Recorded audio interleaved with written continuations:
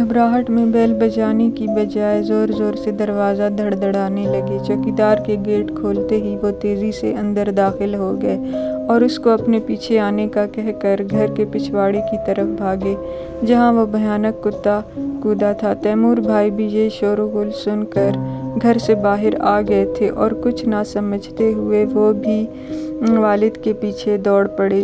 جب وہ ان کے پیچھے پہنچے تو ان کو وہاں حیران و پریشان ڈھونڈتا ہوا پایا۔ ساتھ ہی ساتھ وہ چوکیدار کو بھی ڈانٹ رہے تھے کہ وہ ٹھیک طرح سے گھر کی رکھوالی نہیں کرتا ہے۔ تیمور بھائی نے سوالیہ نظروں سے اس کی جانب دیکھا تو اس نے بیچارگی سے کندھے اچکا کر واقعے سے لاعلم ہونے کا اعتراف کیا۔ ان کے سوال کرنے پر جب والد صاحب نے انہیں کتے کے گھر میں کودنے کا واقعہ سنایا تو چوکیدار اور تیمور بھائی نے بے اختیار باؤنڈری وال کی جانب دیکھا اور بے یقینی سے والد صاحب کی جانب دیکھا، کیونکہ یہ ناممکن تھا کہ کوئی کتا بغیر کسی سہارے کے 15 فٹ اونچی دیوار پھاند لے۔ ان دونوں کی نظروں کا مفہوم سمجھ کر ان کے والد صاحب تھوڑا خفا ہو گئے اور اپنے ہوش و حواس میں ہونے کا دعویٰ کرنے لگے۔ پورا قصہ جزیات کے ساتھ سنا دیا۔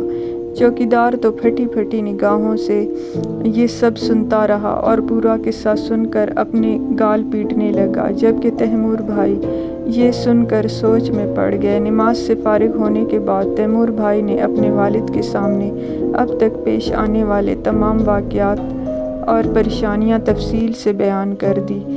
اس دوران ان کے والد کسی گہری سوچ میں گم رہے۔ رات کا کھانا کھانے کے بعد وہ اگلے دن آنے کا کہہ کر چلے گئے۔ تیمور بھائی اور آپا کو ان کا یہ رویہ کچھ عجیب سا لگا، کیونکہ وہ ہمیشہ رات کا کھانا کھا کر چائے پیتے تھے اور کچھ دیر تک باتیں کر کے رات 11 بجے تک اٹھتے تھے تو تیمور بھائی انہیں اپنی گاڑی میں گھر تک چھوڑ آتے تھے، لیکن آج وہ 9 بجے ہی اٹھ گئے تھے اور جانے سے پہلے مریم کو اپنے پاس بٹھا کر دیر تک اس پر کچھ پڑھ پڑھ کر دم کرتے رہے اور اس کی انگلیوں کو بار بار ناک کے قریب لا کر زور زور سے سونگھتے رہے۔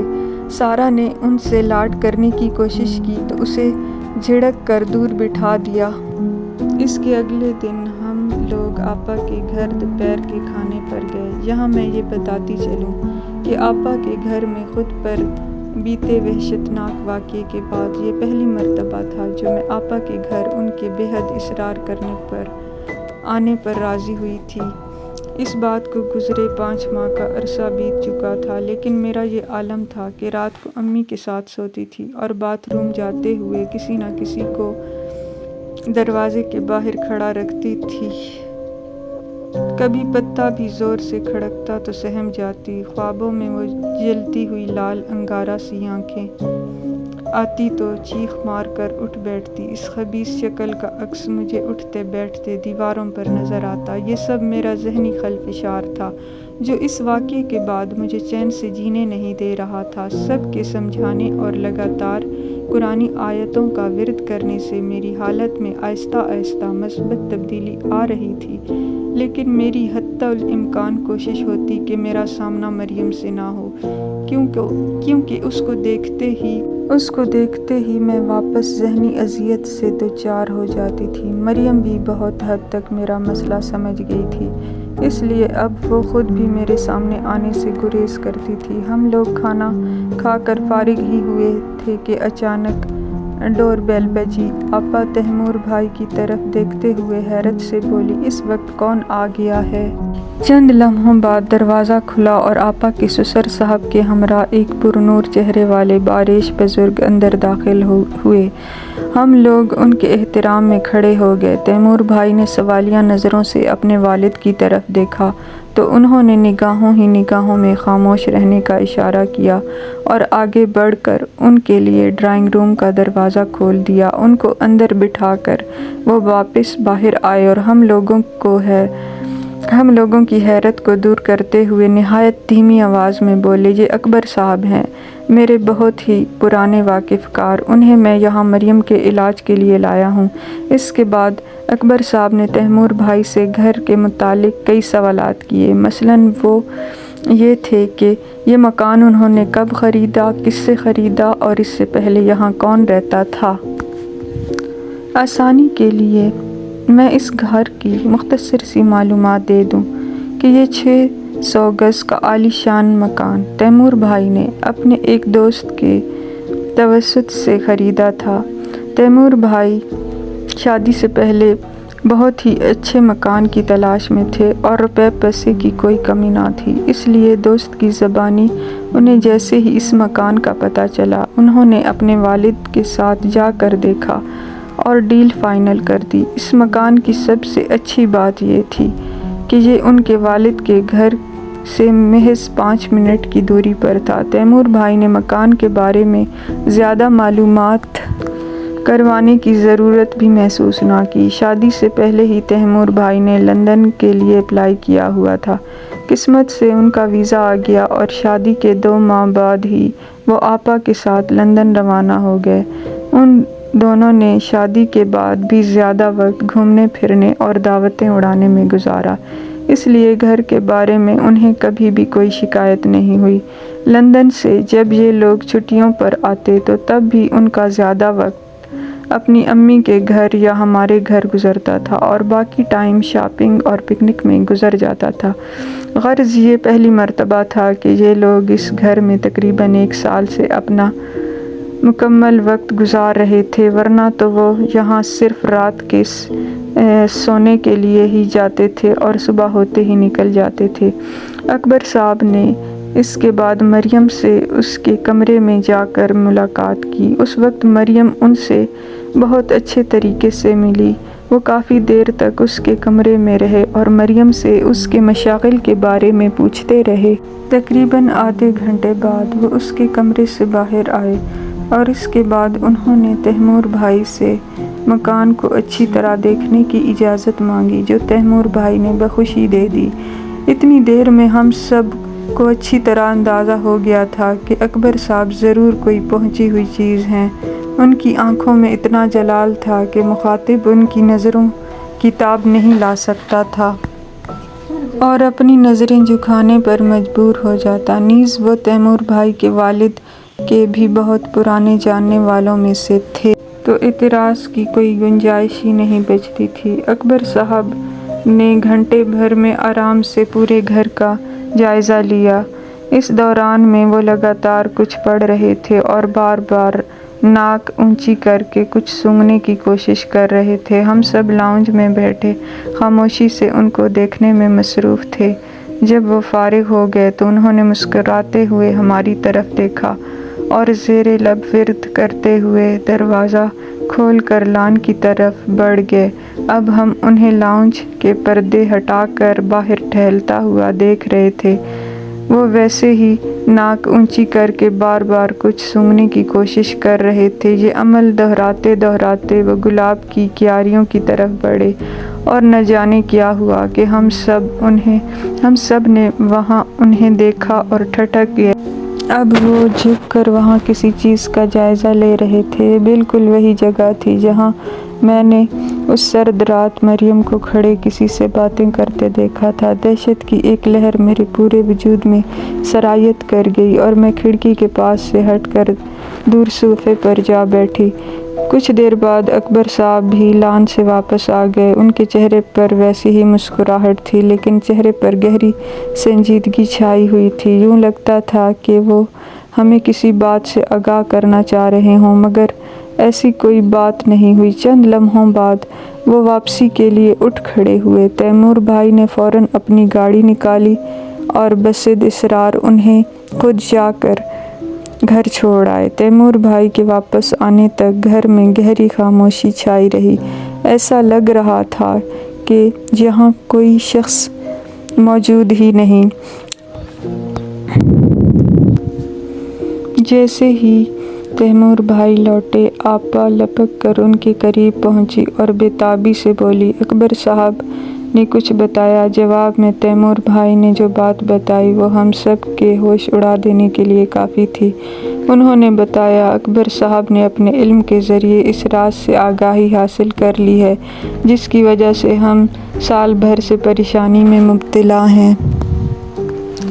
دراصل جس جگہ ہمارا گھر ہے اس جگہ اب سے کافی عرصہ پہلے ہم تقسیم ہند سے پہلے کا وقت بیان کر رہے ہیں۔ ایک بہت بڑا شمشان گھاٹ ہوا کرتا تھا جہاں ہندو اپنے مردے جلایا کرتے تھے۔ ہندوؤں کا یہ طریقہ ہوتا ہے کہ وہ اپنے مردے مکمل طور پر جلانے کے بعد اس کی راکھ اکٹھی کر لیا کرتے ہیں جنہیں وہ استھیاں کہتے ہیں اور انہیں لے جا کر سمندر میں بہا دیتے ہیں۔ ایسی ہی کوئی مردہ عورت اب سے سالوں پہلے یہاں جلانے کے لیے لائی گئی تھی۔ اس کو جلانے کے بعد نہ جانے کسی مجبوری کے تحت اس کے رشتہ داروں نے اس کی استھیاں سمندر میں نہیں بہائی اور امانتاً وہیں شمشان گھاٹ میں دفن کر دی، اور بعد میں تقسیم ہندوستان کے موقع پر افراتفری میں وہ یہاں سے چلے گئے، جس کے بعد انہیں واپس آ کر استھیاں لے جانے کا موقع نہ مل سکا، اور بعد میں ان کی آنے والی نسلوں کو اس بات کا علم نہ ہوا، چنانچہ وہ استھیاں یہاں دفن رہی۔ آہستہ آہستہ مذکورہ شمشان گھاٹ کے آثار بھی ختم ہوتے چلے گئے اور لوگ بالکل ہی بھول گئے کہ اس جگہ کسی زمانے میں مردے جلائے جاتے تھے۔ شہر کراچی پہلے اتنے بڑے رقبے پر نہیں پھیلا تھا، لیکن تیزی سے بڑھتی ہوئی آبادی کی وجہ سے یہ علاقے جہاں انسانی آبادیوں کا وجود تک نہ تھا، اب دور دور تک گھروں سے پر تھی۔ انہی نو آباد علاقوں میں گلستانی جوہر بھی آتا ہے جو اب تیزی سے آباد ہو رہا ہے۔ اکبر صاحب کے مطابق آپا نے اس گھر میں مستقل رہائش اختیار کرنے کے بعد جس جگہ پر خاص طور پر گلاب کی کیاریاں لگائی ہیں، عین اسی مقام پر اس ہندو عورت کی استھیاں دفن ہیں۔ کیاری کے لیے کی گئی کھدائی کے نتیجے میں اس کی اپنی استھیوں کی حفاظت پر مامور روح بے چین ہو گئی ہے، چنانچہ اب وہ گھر والوں کو طرح طرح کی تکلیفیں دینے لگی تاکہ وہ یہاں سے چلے جائیں اور اس کی استھیاں محفوظ رہیں۔ جہاں تک مریم کا تعلق ہے تو وہ واقعی اپنی حساس طبیعت کی وجہ سے گمبھیر نفسیاتی الجھنوں کا شکار ہے جو اچانک ماحول کی تبدیلی کی بدولت اس میں پیدا ہوئی ہیں۔ اس کی پراسرار باتیں اس کی الجھی ہوئی ذہنی کیفیت کی طرف اشارہ کرتی ہیں جو کبھی کبھار دوسروں کے لیے خوفناک حد تک حیران کن ثابت ہوتی ہیں۔ اس کے علاوہ وہ اکبر صاحب نے مجھ پر گزرنے والا واقعہ بھی بغور سنا، اور ان کا کہنا تھا کہ اس رات دراصل اس روح کا نشانہ میں بنی تھی جو مریم کا روپ دھارے گلاب کی کیاری کے قریب کھڑی تھی۔ تیمور بھائی کی زبانی ان تمام باتوں سے آگاہ ہونے کے بعد جہاں ہم سب پریشان ہو گئے تھے، وہیں یہ بات ہمارے لیے اطمینان بخش تھی کہ مریم اس روح کے زیر اثر نہیں ہے، اور اس کی بدلی ہوئی حالت کی ذمہ دار اس کی اپنی نفسیاتی الجھنیں ہیں جو اس شہر کا ایک نامور سائیکیٹرسٹ سلجھا رہا ہے اور مریم کے بہت جلد ٹھیک ہو جانے کی نوید سنا رہا ہے۔ اب سوال یہ تھا کہ کون گھر کو اس روح کے اثرات سے پاک کرے گا، کیونکہ اکبر صاحب نے نرمی سے یہ کہہ کر معذرت کر لی تھی کہ عمر کے اس حصے میں وہ اتنی طاقت نہیں رکھتے کہ ایسے عملیات کر سکیں، چنانچہ اب ہمیں خود کسی ایسے نیک بزرگ کو تلاش کرنا تھا جو اپنے عمل کی طاقت سے تیمور بھائی کے گھر کو اس روح سے پاک کر دے۔ بوا جو اب تک خاموش تماشائی کی حیثیت سے اس سارے قصے میں شریک تھی، آہستگی سے آپا سے مخاطب ہوئی۔ دلہن بیگم، اگر آپ برا نہ مانیں تو میرا مشورہ بھی سن لیں۔ میری نظر میں ایک ایسے بزرگ ہیں جو آپ لوگوں کو اس پریشانی سے چھٹکارا دلا سکتے ہیں۔ اگر آپ مناسب سمجھیں تو ان کو بلا کر دیکھیں۔ آپا نے یہ سن کر سوالیہ نظروں سے تیمور بھائی اور اپنے سسر کی جانب دیکھا۔ تیمور بھائی سے پہلے ان کے والد بول پڑے، بوا کہیں آپ نیازی صاحب کا ذکر تو نہیں کر رہی؟ بوا پرجوش ہو کر بولی، جی جی بڑے صاحب، آپ نے بالکل درست پہچانا ہے۔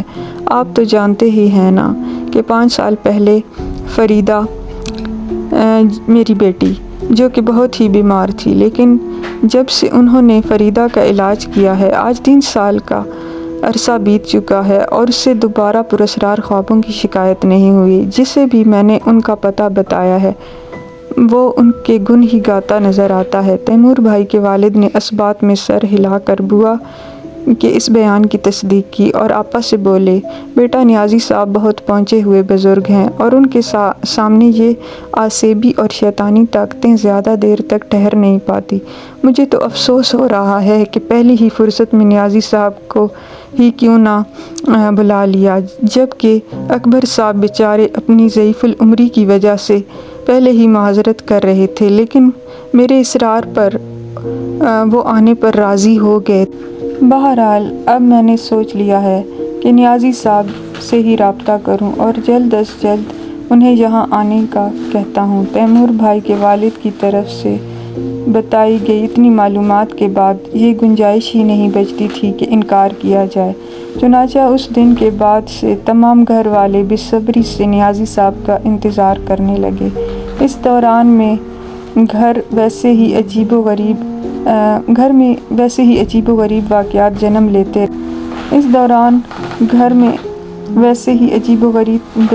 جو جنم لے رہے تھے، بلکہ اب اس میں اور زیادہ تیزی آ گئی تھی۔ شاید یہ اس روح کو علم ہو گیا تھا کہ ہم اس کی حقیقت جان چکے ہیں، چنانچہ وہ اب پہلے سے زیادہ زور و شور سے گھر والوں کو ستانے لگی تھی۔ مریم ان تمام قصوں سے یوں تو بے نیاز نظر آتی تھی، لیکن حقیقتاً وہی ان سے زیادہ متاثر نظر آنے لگی۔ اس کی صحت پہلے سے بھی زیادہ گر گئی تھی۔ اب تو اس نے گھر والوں سے بات کرنا بھی ترک کر دیا تھا۔